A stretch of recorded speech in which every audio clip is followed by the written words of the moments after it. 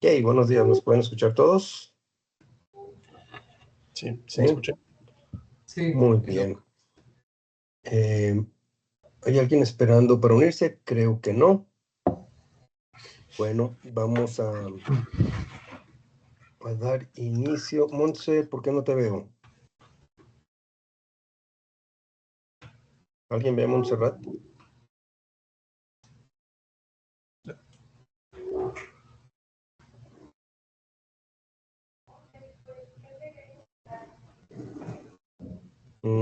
Bueno, yo no veo a Montserrat.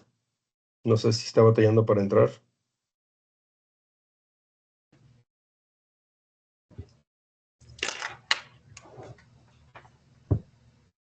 Bueno, entonces el día de hoy, Manuel Mendoza Méndez nos va a exponer un artículo relativamente reciente sobre el descubrimiento de un nuevo ortojontavirus en Argentina. El mismo equipo de Julia Briñón, con la que tuvimos la oportunidad de platicar hace unos meses en relación a arenavirus en Argentina. Adelante, Manuel, puedes empezar. Gracias, Doc. Sí, justamente como decía el doctor, este artículo fue publicado, está recién salido este, del horno. Fue, si mal no recuerdo, en febrero, donde se publica, ahorita lo reviso bien. Pero bueno, vamos a iniciar un poquito hablando de una introducción como tal de hantavirus y qué es lo que no sabemos ya de hantavirus. Nada más un pequeño recordatorio, saber que bueno, los hantavirus son virus respiratorios del género ortohantavirus y de la familia Hantaviridae, que se transmite por aerosoles y que también a veces por inoculación. Algunas especies son patógenos humanos, algunas no, y algunas están bien caracterizadas, por ejemplo, el caso de cinombre-virus en Nueva York o el virus Andes, que son de importancia y de preocupación epidemiológica, sin embargo otros permanecen como desconocidos. Eh, Retomando, por ejemplo, el ortohantavirus andenense Andes es el único que se reporta que es transmitido de humano a humano y actualmente tiene un 38% de mortalidad por la enfermedad causada por esa infección, que es el síndrome cardiopulmonar por hantavirus, según la CDC este año. Ahora, Argentina tiene en su territorio, sí hay presencia, hay incidencia de ortohantavirus andenense. Como tal, esta es la especie, las especies son Andes virus, lechihuanas y orán, pero también tiene ortohantavirus negraense, es decir, aquel que conocíamos previamente como Laguna Negra. Aún así, hay algunos que no están clasificados. Hay que recordar que en el 24, si no recuerdo, a principios de años, el ICTV hizo una recategorización de los hantavirus y hay algunos que no tienen clasificación como tal. Sin embargo, estos también se encuentran en Argentina, como Juquitiva, Bermejo, el HU39694, Alto Paraguay, Maciel, Pergamino, Leyes y también algunos genotipos como tal de Seúl. Hay que tomar en cuenta que estos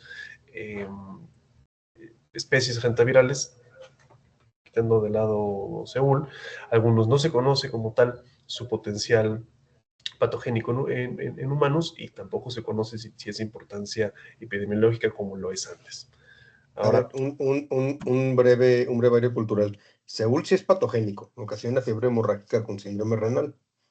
Lo que Julia está diciendo es de que en las Américas, Seúl no está asociado a gran severidad del cuadro clínico, ni siquiera le rasca nefropatía epidémica, no se diga fiebre hemorrágica con síndrome renal. Es como que se queda no asintomático, pero muy, muy leve. Por eso lo incluyo ahí entre los que no se sabe que ocasionan patologías. ¿Ok? Bueno, tomen en cuenta que este no es del nuevo mundo, perdón, del viejo mundo. Este es del nuevo mundo. Oh, fregado. Este no es del nuevo al mundo, revés. sino del viejo mundo. Ajá. Ahora, el artículo hace mención de una clasificación de los reservorios que hay en Argentina y que son asociados a hantavirus. Lo que es el Ministerio de Ambiente y Desarrollo Sostenible como tal de Argentina enlista los reservorios con alta distribución geográfica en Argentina y el artículo remarca que hay algunos, por ejemplo, como oligorizomis, como podemos ver en esta imagen, entre otros, que sabemos están asociados a especies hantavirales, tienen presencia en Argentina. Sin embargo, pesar de que conocemos que hay algunas especies hantavirales que tienen, entre comillas, como preferencia por estos reservorios, hay algunos que todavía no sabemos cuáles son los hantavirus que incluyen estas especies de roedores como tal.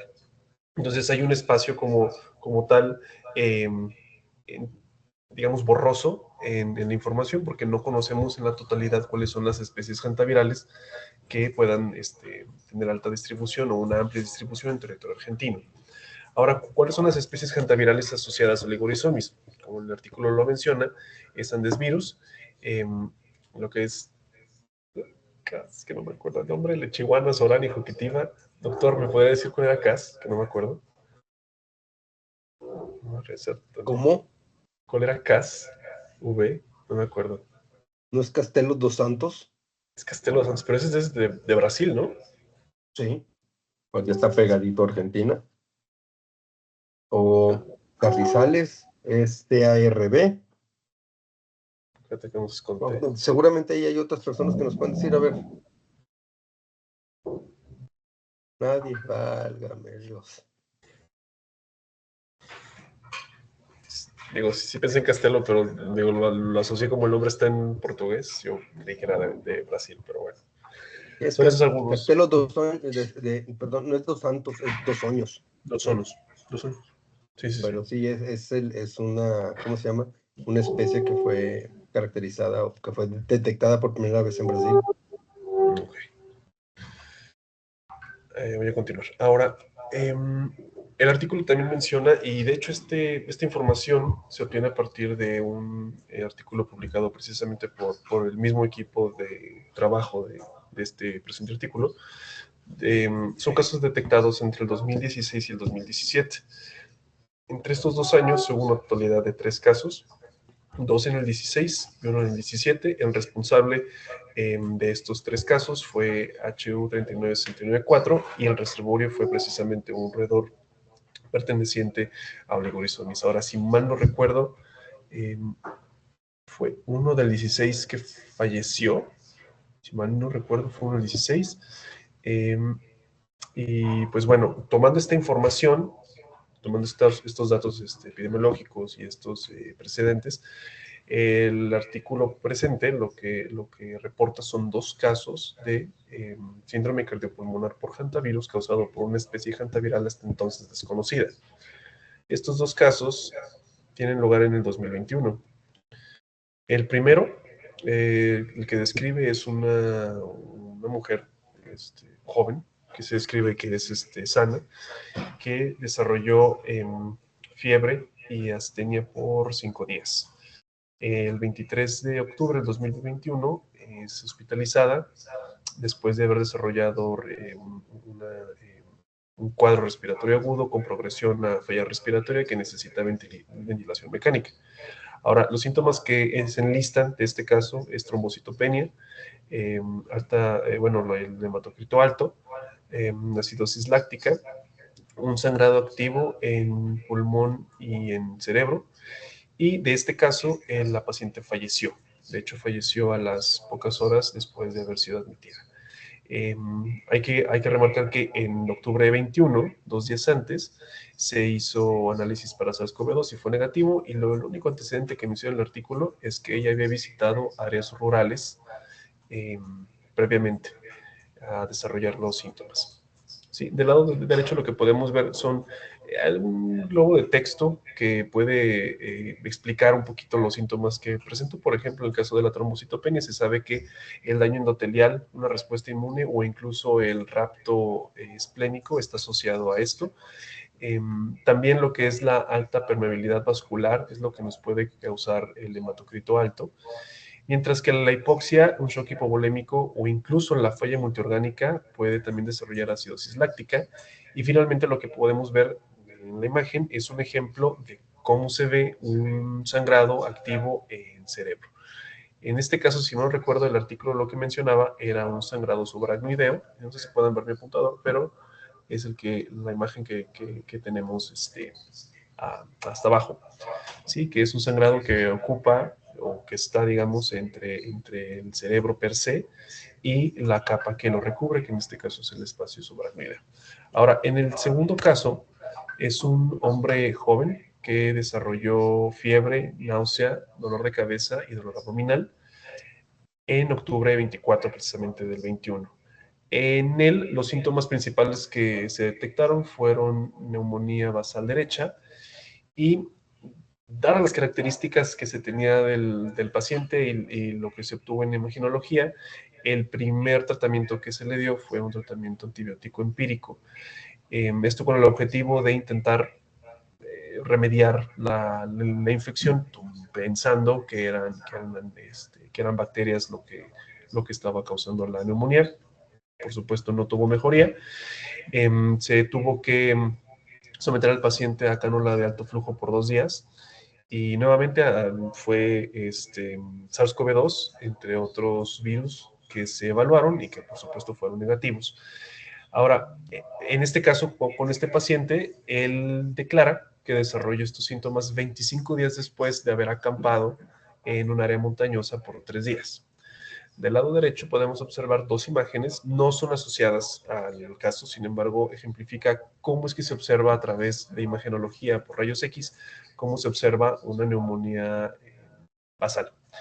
En la imagen superior podemos ver cómo se observan los pulmones cuando están relativamente sanos, no hay ninguna opacidad en la caja torácica. Sin embargo, en la fotografía de abajo podemos ver, en donde está la flechita, esta razón de digamos, en la base de los pulmones se puede ver opacidad, y esto está dado por el cúmulo de mucosa, si mal no recuerdo, doctor, si no mal, A ver, esto. chavos, vamos para que todos estemos enterados de qué es lo que estamos viendo y que no sea un adorno esta imagen.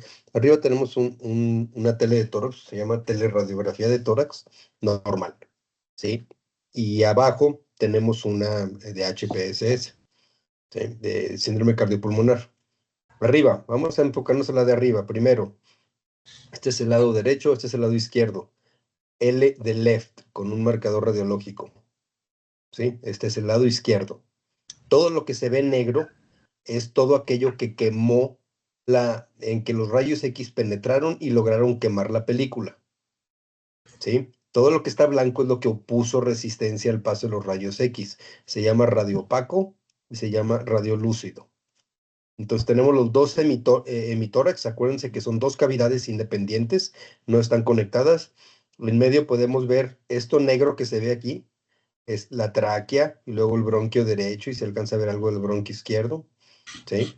Podemos ver lo que está céntrico, podemos ver obviamente la estructura ósea, lo que es la parrilla costal, las clavículas, el omóplato, el húmero, vemos la sombra de la aorta, del callado aórtico, vemos la sombra del corazón, todo esto es el corazón, ¿sí? Alcanzamos a ver la trama iliar, que es la trama de todas las venas y arterias y bronquios, bronquiolos que ingresan a los pulmones que se ven aquí, todos estos tubos que se ven aquí, ¿ok? Y luego alcanzamos a ver obviamente la columna espinal y luego vemos el hemidiafragma derecho y abajo de su hemidiafragma tienen el hígado y luego el hemidiafragma izquierdo y abajo del hemidiafragma izquierdo tenemos el estómago, podemos ver gas, en el pulmón normalmente hay gas, ¿sí? También en el estómago puede haber gas, hay veces en que vemos gas en todo el extremo superior, esos son pedos en el colon, esencialmente, ¿sí? Y luego, ¿qué es lo que vemos? Cuando estamos viendo una radiografía, una tele de tórax, ¿qué es lo que debemos de ver? ¿Qué tan oscuro, sí, o radiolúcido es cada hemidiafragma? ¿Sí? ¿Qué tan evidente es la trama iliar? Y luego, es muy importante ver que los órganos del mediastino, que es la parte media del tórax, estén al centro, que no estén desplazados a la izquierda ni a la derecha. Obviamente es normal el callado aórtico del lado izquierdo y que se vea, que sea más perceptible el corazón del lado izquierdo. Y tenemos que ver los ángulos costodiafragmáticos, que este es el ángulo costodiafragmático derecho y este es el ángulo costodiafragmático izquierdo. ¿Por qué? Porque si hay una neumonía difusa, quiere decir que todo el pulmón está inflamado. Parte de la inflamación, así como cuando se machucan un dedo y se les hincha, pues el dedo se hincha a expensas de agua. ¿sí? Entonces, aquí lo que estamos viendo es cómo la trama pulmonar se hace menos radiolúcida, se hace un poquito más oscura, se ve más grisecita. Eso nos dice que hay un edema intersticial y lo vemos en ambos lados, quiere decir que es bilateral. Aparte vemos la trama, ¿sí?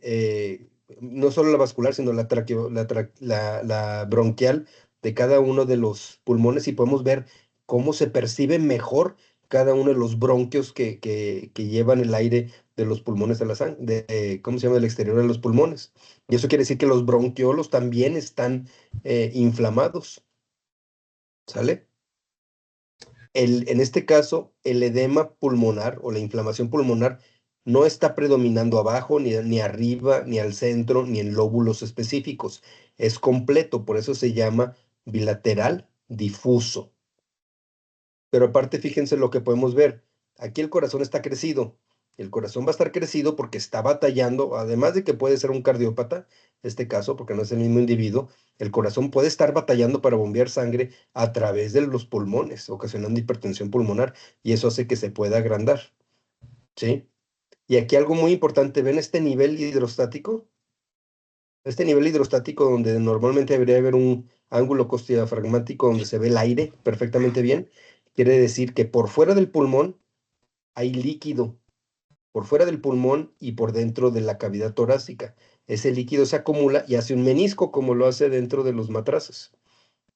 Este líquido nos habla de que además de que tiene un edema pulmonar, ¿sí? Tiene algo que le llamamos derrame pleural, que es como si el pulmón estuviera sudando hacia su cavidad. ¿Ok? Perfecto. Adelante.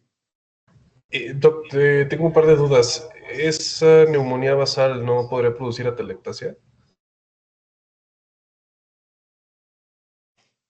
Las atelectasias las veríamos como dilataciones de los bronquios. Las atelectasias generalmente las vemos, ¿sí? Cuando hay un compromiso de tipo enfermedad pulmonar obstructiva crónica, ¿sí? Donde hay cáncer pulmonar, donde hay tórax en tonel porque tienes enfisema por asmático o por fumador. Y ahí verías lo que son los bronquiolos con centros negros. ¿Sí? Mm, Bronquiectasias, ¿sí? Tienen que ver con dilatación de los bronquios. ya. Entonces alcanzarías a ver las tripitas en blanco, pero al centro podrías ver el canal oscuro. Eso quiere decir que están dilatados. Ok. ¿Qué onda, Morena? ¿A qué se refiere con tratamiento empírico? No entendí esa Mm. parte. Es un vicio de los clínicos. Digo, no es un vicio, estás tratando de salvar la vida, Mm, pero es un vicio. Generalmente, en cuanto un paciente llega enfermo, le haces cultivos nasofaringeos, ensayos moleculares en busca de los patógenos comunes, influenza, virus sincicial respiratorio, metaneumovirus, lo que te gusta, adenovirus, rinovirus, enterovirus. Si hay negativos, pues lo único que tienes es evidencia de que esos no fueron, pero hay muchas otras cosas que pueden ser. Entonces, generalmente toman aspirado bronquial o lavado bronquial alveolar, que es insertar un tubito con solución salina, le metes un poquito de solución salina y luego la vuelves a succionar y cultivas ese líquido de lavado, a la espera de que alguna bacteria o micobacteria u hongo vaya a crecer. Mientras está creciendo, porque el crecimiento de la bacteria, del hongo y de los, incluso algunos protozoos, no es un crecimiento inmediato, se tarda días, tienes que darle un tratamiento empírico. Bueno, entonces le das medicamento o antibióticos pensando en gram negativos o en gram positivos, en anaerobios, en lo que tú estés pensando que es eso. Desafortunadamente, los tratamientos empíricos, digo, claro, en este caso está bien sustentado porque es un paciente que está en terapia intensiva, que se está muriendo, pero generalmente la mayor parte de los pediatras, bueno, no pediatras, las personas a las que vemos nosotros de manera rutinaria, tristemente les da por recetar antibióticos, aunque no tengas evidencia de que es una infección bacteriana. Y sin contemplar que más del 90% de las infecciones van a ser virales y el antibiótico no le va a hacer nada y eso nada más nos lleva a crear farmacoresistencias. Entonces, eso es tratamiento empírico. ¿Sí? Y ya por último, Doc, ¿el hematocrito alto no desarrollaría también cardiomegalia, por lo que decía? que está batallando para que, No, pero a la larga. Muy a la o larga. sea, ya muy crónico. ¿Qué nos habla un hematocrito elevado, Mario?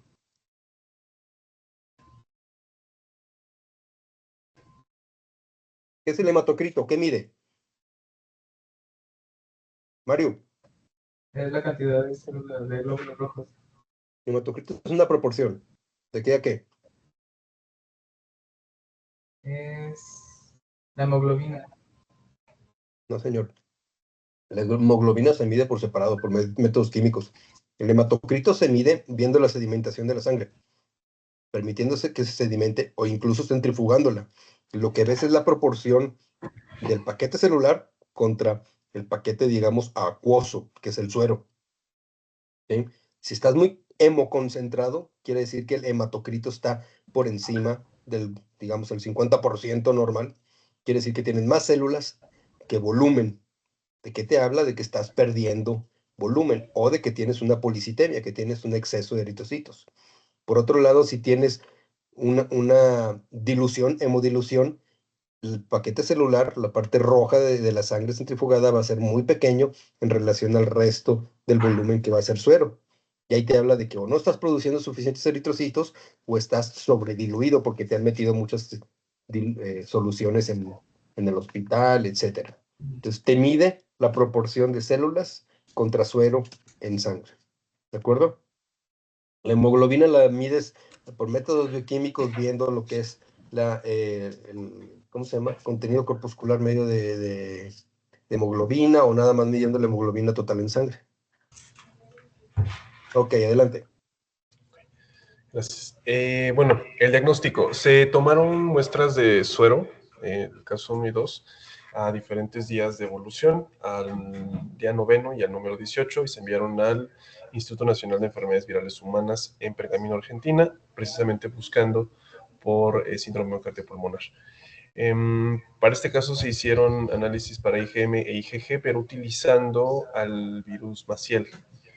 Luego, se extrajo, perdón, el RNA a partir del kit que utilizamos aquí en el laboratorio también, y se hizo una RT-PCR anidada utilizando primers genéricos de ortohantavirus que amplificaban un fragmento de 447 nucleótidos del segmento S y uno de 513 pares de bases del segmento M.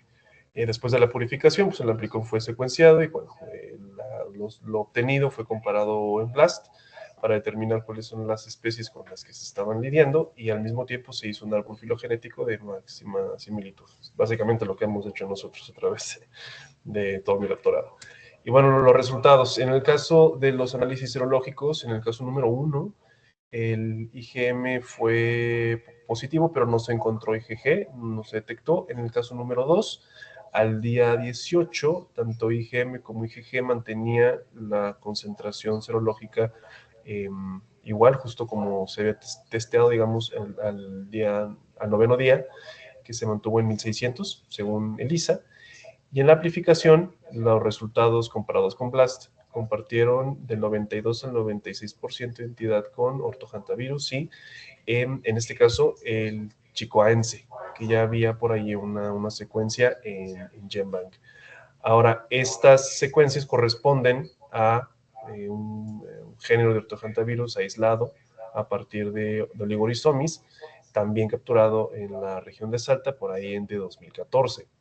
Ahora, se hicieron, les digo que A ver, eso Manuel, lo que regresate por favor al anterior. Ajá. ¿Esa era identidad nucleotídica o aminoácidica? No, nucleotídica. Ok. ¿Y cuánto tiene que diferir una secuencia de otra para considerarse dos especies virales diferentes? ¿No es el 8%? ¿Cuánto? ¿8? Un 8% de diferencia. Muy bien. Ok, ahí ortohantavirus está mal escrito, ¿eh? Sí, ya me acabo de ver. Typo. Okay. Ok. Y pues nada, ya las últimas 2 diapositivas son los resultados que se obtuvieron a partir de un árbol filogenético de máxima similitud. En este caso, el objetivo final del árbol filogenético era conocer digamos, los cambios o las mutaciones a través del tiempo.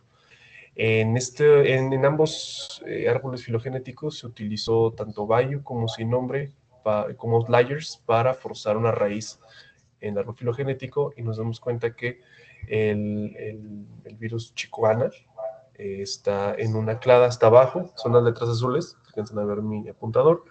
Estos son la nueva especie hantaviral que está totalmente aparte de las otras que están en la parte de arriba y que están asociadas a reservorios con alta distribución geográfica en Argentina. A ver, Manuel. Sí. Para todos los que están aquí presentes, con excepción de Sandrita, que sabe muy bien de lo que estamos hablando, explícanos paso por paso qué es lo que hace el árbol, para qué se utiliza el árbol, qué quiere decir que sea de máxima similitud, qué se está comparando, cuáles son los nodos, cuáles son cladas, cuáles son, ¿cómo se llama? Las fechas, bueno, qué significa la escala que tienes allá abajo y los números que están en algunos nodos. A ver, laser point, a ver si alcanzan a ver ahí. Sí se alcanzan a ver. Bueno, entonces el árbol de máxima similitud con este modelo que tenemos aquí abajo, básicamente lo que hace es conocer cómo van cambiando las secuencias nucleotídicas a través del tiempo. En este sentido, lo que podemos ver es que, como les comentaba, aquí arriba tenemos dos outliers, y si tomaron tanto Bayo como sin nombre, porque en teoría no tendrían que tener presencia en Argentina. Estos son hantavirus norteamericanos, no sudamericanos. Entonces, por eso forman una clada aparte, ¿sí?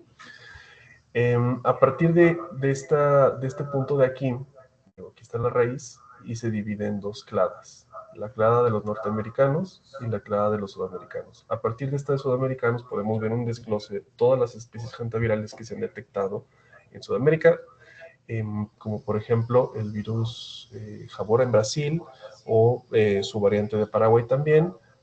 Tenemos a Caño Delgadito, por ejemplo, de Venezuela, Choclo, que tiene también presencia en Paraguay, y en general podemos ver abajo también que Castelodosonos, que decíamos previamente que es de Brasil, pero también tenemos, por ejemplo, la variante de Andes de Argentina, la de Chile y Pergamino.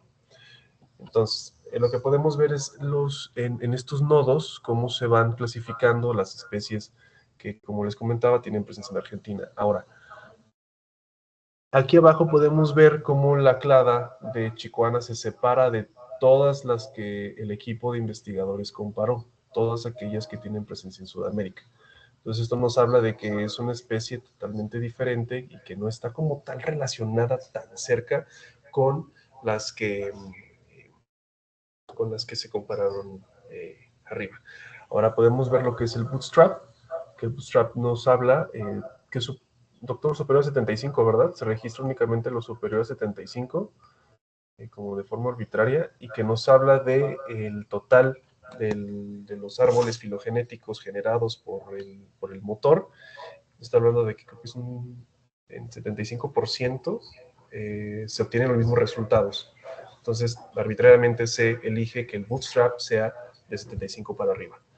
En este Miren, caso, jóvenes, por ejemplo, la mayor parte de los acercamientos filogenéticos no nomás le alimentas las secuencias y te las compara, que es de máxima similitud, el maximum likelihood, y te las compara una vez, sino te los compara cientos o miles de veces. Y con los algoritmos más potentes que hemos utilizado nosotros aquí, que son, por ejemplo, BEAST, que es un algoritmo muy complejo para hacer filogenética, y esto lo utilizamos para influenza, podías hacer millones o decenas o centenas de millones de árboles.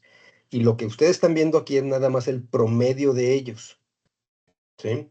Entonces, estas asociaciones, estas bifurcaciones nos hablan de la evolución, cómo interpreta el algoritmo que fue evolucionando diferentes virus. Entonces, ahí donde tiene el apuntador, Manuel, en ese nodo de 97, quiere decir que el algoritmo tiene una certeza del 97% de que las secuencias que están en azules de Chikungunya, ¿sí?, que son derivadas de un reservorio de un roedor, ¿sí?, se parecen mucho a las del caso número 1 del estudio. Es decir, está diciendo el virus que se encontró en este ser humano está presente en roedores. Acuérdense que es parte de lo que tiene que darse para poder decir que fue transmitido por roedores. ¿Ok?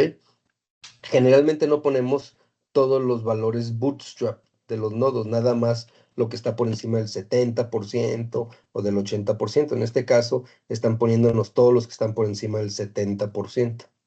Entonces, entre más alto es el número, mayor credibilidad te brinda este promedio de árboles filogenéticos para lo que estás viendo. ¿Ok? Entonces, aquí lo importante es, este es un árbol filogenético, para poder, si estamos estudiando estos hantavirus que están por debajo, de todos los que están aquí enlistados, con excepción de los dos de arriba, todos son sudamericanos. Si quieres estudiar los hantavirus sudamericanos, siempre tienes que usar un outlier, que es un ejemplo de hantavirus no sudamericanos. Y para eso el autor incluyó Bio y sin nombre de Estados Unidos, que están a mero arriba. Y eso permite aterrizar tu árbol. ¿Qué quiere decir aterrizar? Que muy a la base, muy al principio, si me ayudas señalando, Manuel, vas a tener una raíz. Y esta raíz ya te permite estimar distancias horizontales que la escala que está aquí abajo, 0.07, ¿qué significa, Manuel?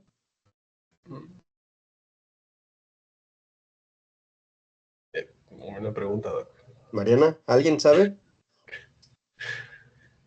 ¿Es mayor al 70%? No. No, En distancia horizontal estamos viendo distancia genética. ¿Qué quiere decir eso? Sandra, ¿nos puedes decir qué es el 0.07?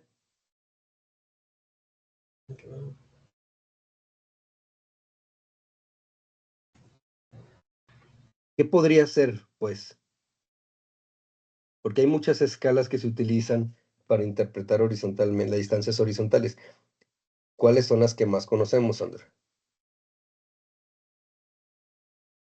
No sé cómo te hacen mutaciones, Doc. Bueno, no. Lo normal es número de mutaciones por 1000 bases por año, pero también puedes utilizar número de diferencias de mutaciones por sitio, por generación, o número de mutaciones por sitio por año. ¿Sí? Entonces, es una métrica, digamos, de cambios mutacionales conforme va pasando el tiempo. De tal manera que entre más abajo, más hacia la izquierda sea un evento, más antiguo es. Y mientras más hacia la derecha esté el evento, el nodo, más reciente es. Entonces, si se fijan, ¿cuál es el nodo más histórico, más ancestral de esto que vemos? El de la raíz, que está hasta abajo, que hace referencia a cuando se diversificaron, cuando bifurcaron los hantavirus del Norteamérica de los de Sudamérica. Y si nos vamos más hacia la derecha, ¿cuáles serían los hantavirus más recientes, digamos? Pues va a ser el nodo que esté más hacia la derecha, que si se fijan, va a ser el nodo de acá arriba, no, más arriba, ese es más reciente. Más arriba, más, ese mero. ¿Aquí? No, más abajo, nodo. Nodo es donde se bifurca. Ahí. Esa bifurcación es la que está más hacia la derecha de todo el árbol. Eso quiere decir que esos dos virus, Laguna Negra, son los más recientes filogenéticamente de todo este árbol filogenético. ¿Ok? Sería padre llevar un cursito de filogenética para que todos entendieran esto, ¿eh? Es muy, muy bonito ya cuando lo manejas. Yo tengo un excelente libro aquí, si quieren meterse al baño a leer mientras están constipados. Es muy sencillo de entender y viene muchos ejemplos que pueden descargar de la red para jugar a filogenética. Adelante, Manuel. Y finalmente comparan lo que es el segmento M de la proteína G2 y nuevamente utilizan a Bayo y a sin nombre para utilizarlos como outliers. Y nuevamente lo que encontramos es esto, es un nodo que se separa del resto de las especies evaluadas. Eso sí, hay que decirlo que no utilizaron las mismas secuencias y aparentemente no es como los mismos virus, no había, digo, así lo entiendo yo, no había como la misma cantidad de secuencias del segmento M, porque de hecho el árbol es mucho más sencillo, relativamente sencillo en cuanto a su estructura. Pero bueno, igual, lo que es Chicoana se separa de todo el resto de las especies y pues bueno, eso nos habla de que es una especie diferente. Nada más para homologar, Chicón, acuérdate, sin nombre ya no es lo correcto, es sinombrense, Sí, es perdón. chicuanense, Chicoense. es sinaloense, ok. Mugre ICTV. Bueno, finalmente lo que los autores concluyen es que pues bueno, con la información que se obtuvo previamente, no durante estos casos, sino ya con lo previamente obtenido, y los resultados de los árboles filogenéticos, ellos determinan entonces que Chicoana pertenece a la especie como molde de Orthohantavirus chicoense, y es un nuevo hantavirus patógeno que está en Argentina por el momento. Se dice que, bueno, al final del día se necesita más investigación, se necesita profundizar más respecto a los hallazgos. Y, pues bueno, ¿qué necesitamos saber? Pues realmente todo, cuáles son los reservorios potenciales. Eso estaría muy cool, el conocer precisamente cuáles son los reservorios. Si ya tenemos seguridad si son de oligorizomis, digo, sabemos que hay infecciones de hantavirus en algunos reservorios que antes sabíamos que no lo tenían. Entonces ahorita, bueno, es importante conocer precisamente cuáles son los reservorios de este hantavirus para conocer su extensión geográfica. ¿Y qué es lo que más nos debería de dar miedo? Pues es que ni siquiera sabemos si se transmite de humano a humano. Nuevamente sabemos que hay ahí un blank space, no hay información o una vigilancia epidemiológica correcta respecto a hantavirus, y no sabemos si a lo mejor también Chicoana se puede transmitir de humano a humano. Entonces, pues, realmente todo lo que no sabemos es lo que debería de preocuparnos y es lo que es peligroso hasta el momento. Entonces, pues bueno, ahí está. Y sería todo. Bien. ¿Dudas, preguntas, jóvenes? ¿No? ¿Nadie? Yo tengo la duda de por qué o cuándo se usa una RT-PCR anidada. ¿Para qué sirve? Un acercamiento anidado del RT-PCR. El RT-PCR normal, primero, la PCR normal, utilizando los oligos te permite flanquear las regiones de interés de tal manera que puedas analizar un pequeño fragmento de DNA, al que llamamos amplicón. Es una PCR, utiliza primers forward y reverse para amplificar preferentemente el fragmento de DNA que está delimitado por ambos primers. En promedio, después de 40 ciclos, una PCR te logra amplificar hasta 3.000 millones de veces ese fragmento de DNA.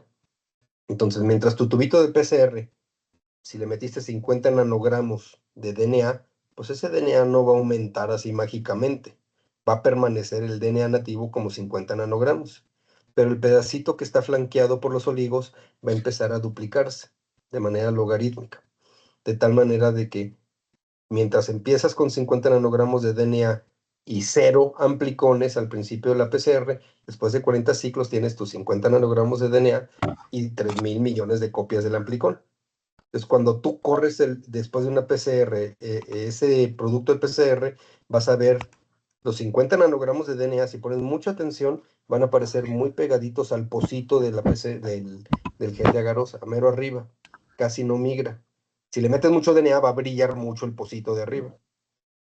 Y lo que va a migrar más es tu bandita, que generalmente era para PCR, procuramos que el fragmento sea entre 100 y 1000, 1700 pares de bases para una gel de agarosa tradicional. Si le agregas RT-PCR, quiere decir que estás empezando con un RNA. La PCR nada más funciona con DNA.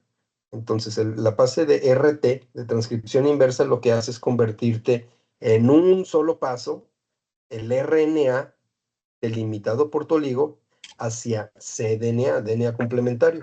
Por eso el paso inicial de la transcripción inversa se le llama también síntesis de primer cadena. La primer cadena es el cDNA resultante de la RT. Normalmente, si estamos trabajando con un RNA abundante, con que le des un paso de RT seguido de varios pasos de PCR es suficiente para amplificar ese cDNA a través de PCR, el amplicón de tu interés. Pero muchas veces cuando el mensajero que tú buscas o el blanco que buscas en RNA está muy diluido o es muy escaso o es muy raro, me refiero no de que se vea chistoso, me refiero de que sea muy poco abundante,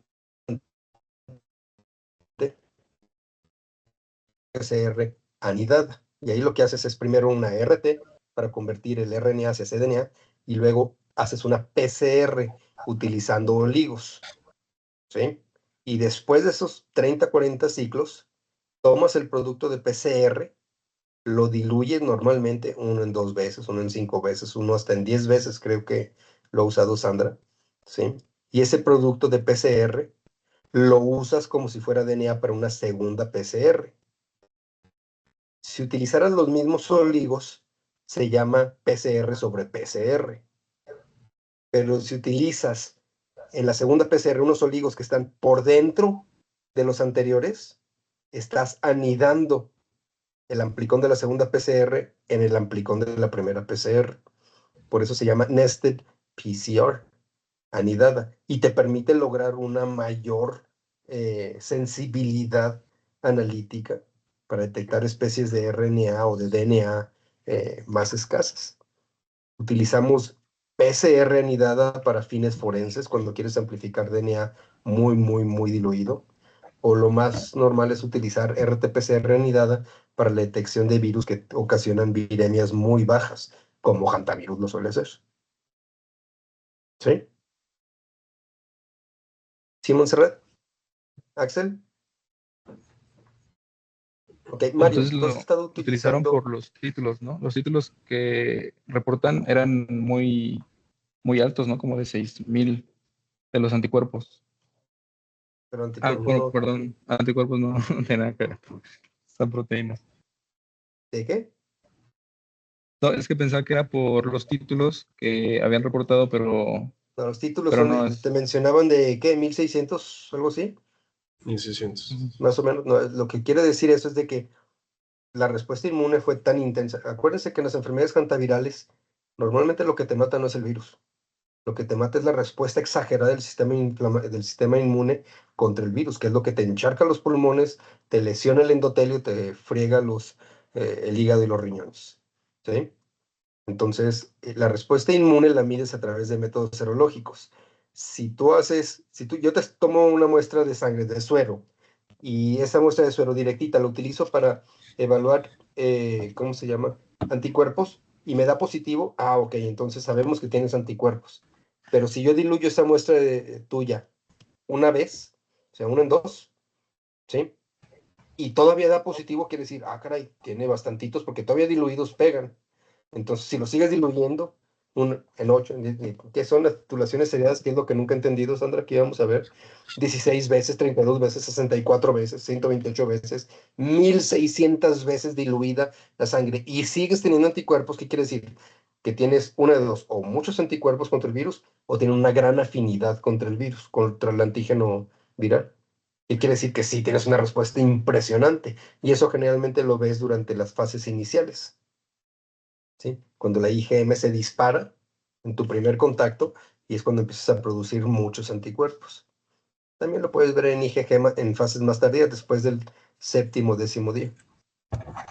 ¿Ok? Pero ahí es diferente. Y no, la serología nunca correlaciona en intensidad con viremia, carga viral. ¿Sí? ¿Alguna otra Ajá. pregunta? A ver, Mario, tú estás utilizando un tipo de PCR que no es anidada, pero que utiliza dos reacciones para generar dos amplicones dependiendo del blanco. ¿Estamos de acuerdo? Sí, Para asignar taxonomía, Mario lo que hace es tomar una muestra de DNA y la corre en dos PCRs diferentes. Y esas PCRs comparten algunos oligos, pero también tienen unos oligos que no comparten, que son exclusivos o de la primera reacción o de la segunda reacción. ¿Sí? Esas PCRs están diseñadas para generar fragmentos de diferente tamaño en base al tipo de mosquito que está presente. ¿Cómo se llama esa PCR, María?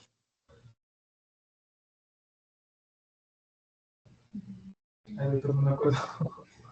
PCR semanidadas. No, no es semianidada.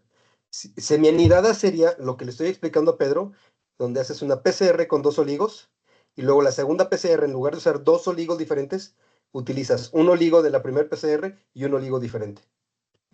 Nada más estás semianidándolos. No, lo que Mario está utilizando se llama PCR SSP, Sequence Specific Priming.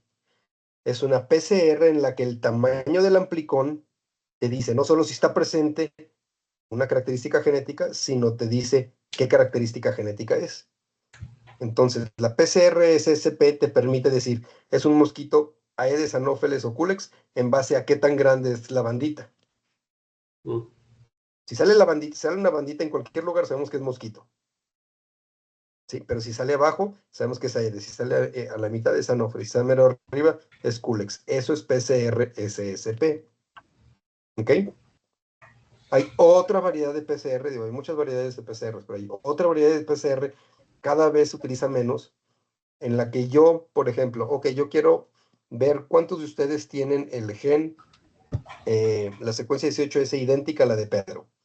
¿Sí? Entonces, amplifico la secuencia 18S de Pedro por PCR y luego tengo un chorro de amplicones y esos amplicones los bloteo hacia una membrana de nylon. Y luego lo que hago es, ok, voy a hacer lo mismo para Axel, para Mario, para Sandra, para Dulce, para Monse, para Manuel. Entonces voy a tener 8 membranas de nylon con 18S específicos para cada una persona diferente. Entonces yo llego, Cristian, amplifico mi 18S, saco mi producto PCR y lo hibridizo con esas membranas de nylon. ¿A qué me refiero con hibridizo? Las membranas las impregno con mi DNA y las incubo a cierta temperatura, a 60 grados durante 30 minutos, y ahí la dejo. No hay PCR de por medio, nomás está pegando mi DNA en el DNA que estaba previamente ahí. Y después utilizo un marcador de duplexes de DNA como Cybergreen, como Picogreen, o lo más normal, que son fluorocromos, y veo cuáles de las 8 bandas de las membranas perdón, de las 8 membranas de nylon es la que brilla más. Si la tarjeta de nylon de Axel es la que brilla más, quiere decir que mi DNA se hibridizó mejor con la secuencia 18S de Axel y se parece más a la de Axel que a la de cualquiera de ustedes, a pesar de que todos tenemos secuencias 18S. Ahí estoy utilizando mi producto de PCR como una sonda, o el producto de PCR, trabaja en ambas direcciones. Y ese tipo de PCR se llama PCR-SSO, o también llamada SSOP, Sequence Specific Oligonucleotide Probing, sondeo. Y es un tipo de Northern Blot, donde evalúas DNA a partir de DNA. ¿Ok? Muy bien, bueno, Monse está quedando dormida, Axel sí está pispireto, Dulce obviamente está haciendo otra cosa. Chavos, los de servicio social, acuérdense, los que ya terminaron, Axel y Monse, tenemos que gestionar su terminación de servicio social. Hablé con la doctora Susana Medellín y me dijo que era urgente que hiciéramos eso ya, si ya lo acabaron. No significa que se tengan que ir, nada más para poder renovarles y darles otra asignación como estancia extracurricular que les da también mucho valor, ¿ok? Y para que sigan trabajando aquí si quieren venir. De todas maneras, tienen pendiente, cosa que dijimos que íbamos a hacer hoy, ¿verdad? 31 de marzo, la entrega de resultados de lo que habían estado trabajando. Y no he visto ni una sola presentación. Nadie me ha traído una presentación a revisar. Entonces, vamos a quedar una cosa. Este viernes quiero por lo menos revisar las presentaciones de los 4, de los avances que llevan Pedro y Mario, y de lo que Monse y Axel ya deben de tener todo terminado. ¿Cómo vamos con el experimento de la rabia, Monse?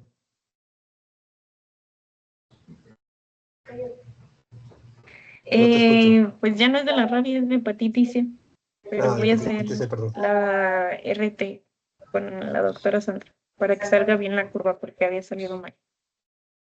Pero lo hiciste una sola vez, ¿no? Sí. Pues convendría que lo hagan en tándem para que te vayas acostumbrando a hacer curvas de diluciones seriadas, Monse, porque eso es crítico, eso lo vas a ver a cada rato. Y no es posible de que Sandrita sea la única a la que le salgan las curvas. Sandra se muere y ¿qué vamos a hacer el resto de nosotros? ¿No hacer curvas? ¿O no, verdad? ¿Está usted, doctor? Sí, pero yo no puedo hacer todo. No, pues eso es bien fácil, entonces ¿para qué los tengo ustedes? Doc, me había encargado que revisara cuáles eran los primers que utilizaron en este segundo Sí, ¿qué artículo. utilizaron? Encontré el otro artículo, pero no lo menciona. Nada más dice que son genéricos. Entonces le quería decir que No, hay igual que buscarlo. Ese artículo hay que buscar la referencia y ver a qué se refieren. Tiene que haber una referencia. No pueden guardarse las secuencias. Y si son genéricos, lo más seguro es de que sean los de Chu. Pero hay que documentar eso. Sí, porque estuve buscando citas como tal en el documento per se, justamente cuando mencionan lo de las secuencias genéricas, no viene ninguna cita y quería decirle que pues, lo que puedo hacer es mandarle correo a las doctoras preguntándole si ellos hicieron alguno o se basaron en alguno.